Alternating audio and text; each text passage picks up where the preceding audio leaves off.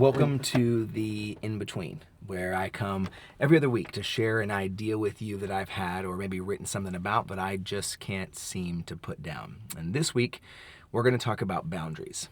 And are they beautiful or are they bad? See, most of us don't need more advice. We need clarity. We already know that what it is that we're going to do, but we've sort of like made the decision in our bones. The problem is we don't understand why we're making it, or maybe what it's actually costing us. So we build something to survive. We build a castle, inner walls that make us untouchable.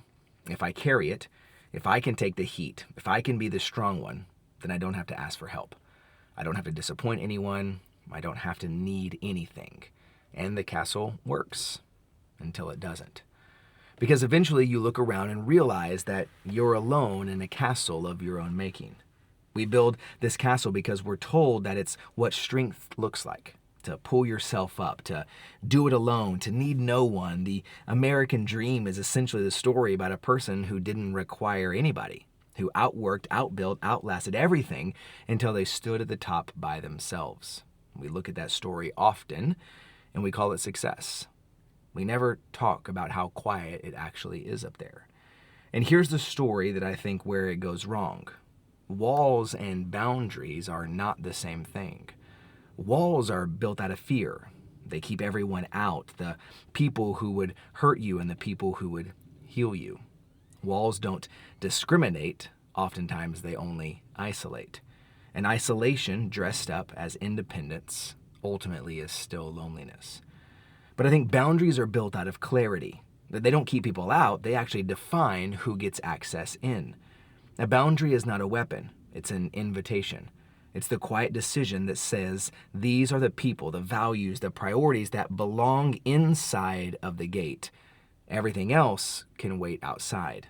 And not because it's bad, but because it doesn't belong here. That's a completely different posture. One of those is defensive, and the other, I believe, is intentional. And here's where it gets personal. Most of us were never taught that we're worth protecting. We were taught that the highest form of love is self-sacrifice, that a good partner, a good parent, a good person empties themselves for others. Sometimes I would even say that Western culture and even evangelical culture especially baptizes us in that idea. To take care of yourself was selfish. To know what you needed was prideful. To protect your own peace was somehow self-indulgent. And so we gave and we gave and we gave, not always from even a place of love, but from a fear that if we stopped, well, then we would stop being needed. And we confuse being needed with being loved. And ultimately, I don't think that they're the same thing. Being needed is one directional. Being loved is mutual. In a life built entirely on being needed, we will eventually hollow us out because we were never actually in the relationship. We were just useful to it. And the same confusion lives in accessibility. We make ourselves available at all hours, every channel open, every message answered, every request considered, and we call that presence. But availability is not the same as accessibility. Availability means the channel is open. Accessibility means you decide what moves through it. One is a posture of fear, and the other is a posture of clarity. And the work is not becoming harder. The work is actually becoming clearer. Who gets access to you? Who gets the best you? What are you actually protecting? Your image or your integrity? Your capacity to perform or your ability to be present? Because you cannot protect everything. And trying to protect everything is just another kind of wall. Some people don't need a new strategy. I think many of us just need a new gate. Not to keep the world out, but to decide deliberately, honestly, with full clarity, what belongs inside, including yourself, especially yourself. Because the life you want is not built by carrying more. It's built by protecting what you love.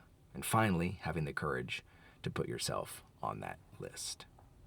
If this is something that resonates with you, the idea of a boundary, a beautiful boundary that is not designed to keep bad out, but rather keep the good in, then I would invite you to join me. At the end of this month, I'm hosting a gathering called Somewhere in the Middle, a conversation around being human, where we're going to talk about this exact thing. What does it mean to hold the tension between these two worlds? And our gathering every month is for people just like you who are looking to have a one-part conversation, one-part Q&A, one-part moment of peace in their day. I would absolutely love for you to join me. You can find a link to that below here in the show notes. And thank you again for being a part of the In-Between. And remember, the most important thing that you can ever do is to give yourself the ability to choose yourself so that you can love those that you love the most. Thanks for being here.